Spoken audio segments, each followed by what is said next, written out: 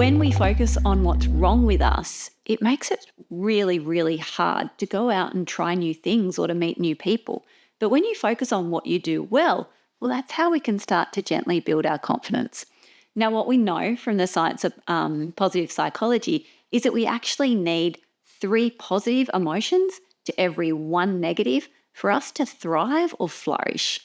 And so if we think about that ratio, if you spend a whole lot of your time noticing what you've done wrong, what you haven't finished, why you're not good enough, or what somebody is thinking about you or being critical of, it's going to be really, really hard for you to feel confident. And so we need to flip that equation, right? So what we can do is we can start learning to be kind to yourself.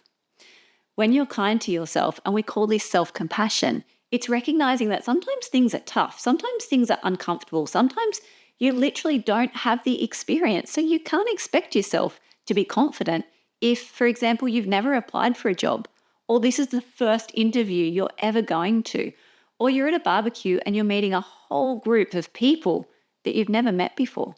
Please don't expect yourself to be confident. You have to practice this stuff, and confidence is a skill that you'll build over time.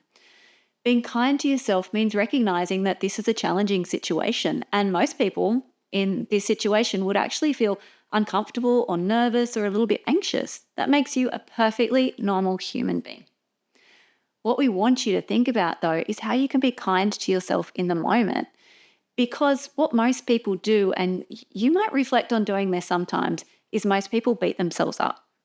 They find all the reasons why they're not good enough, or not pretty enough, or not fast enough, or not clever enough. And then they double down on that, and that makes people feel terrible. So when something goes wrong or in a different social situation, I want you to just notice one thing you do well. Start to acknowledge your strengths.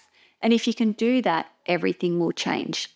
When you speak to yourself like you would speak to a really good friend, you'll notice you actually start to lift. You start to feel better about yourself. You start to acknowledge what you can do well and where your strengths are. So I want you to think about what you're really good at.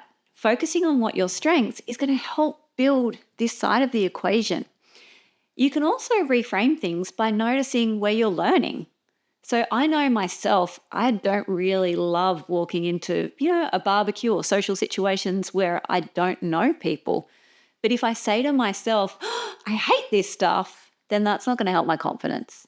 But if I say to myself, I'm learning to speak to people that I don't know, then that makes me feel better because it's something that I can learn. And if I can learn it, then I can get better at it. And that's cool. This time, I really want you to think about noticing what you are good at. It could be anything from, making cakes to listening to how people talk to you to spending time with a dog. It doesn't matter. When you notice what you're good at, your confidence will gently start to build. And next time we'll talk more about how to build confidence specifically in social situations. I'll see you then.